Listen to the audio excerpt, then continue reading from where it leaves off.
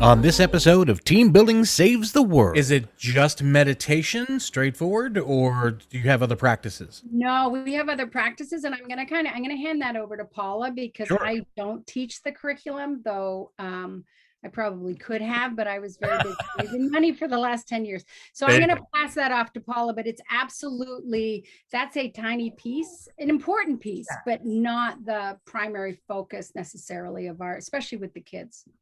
Great. Fiona's been pretty busy, so she lives the program.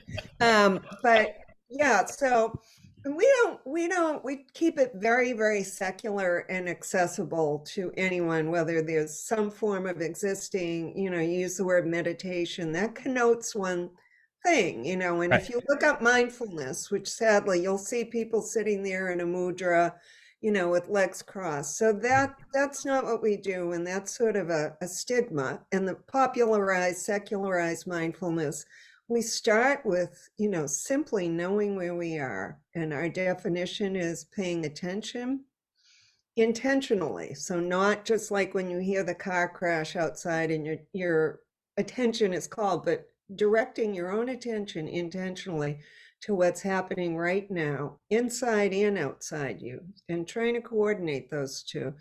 And we start with simply perhaps paying attention to your breath, perhaps paying attention to your body sitting, perhaps feeling your hands together.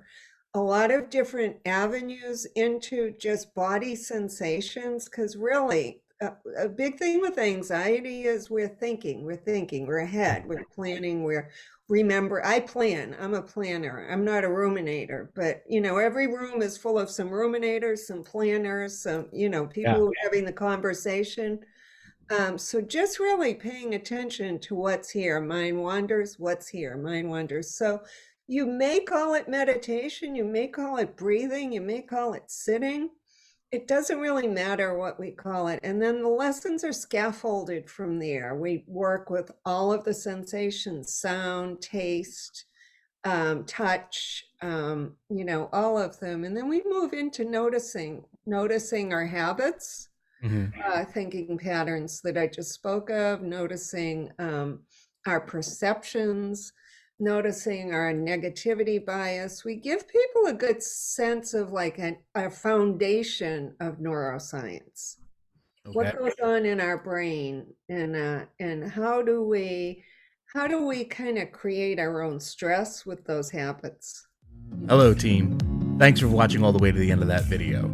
If you'd like to hear more from that podcast, you can follow the link down in the doobly-doo below. Of course, follow us on all of our social media at Team Bond Podcast, and be sure to leave us a comment that I can read aloud on future episodes. And as always, if you liked that video, don't forget to click like and subscribe. And if you didn't like the video, just shut up about it. Everything's going to be fine. See you next time, team.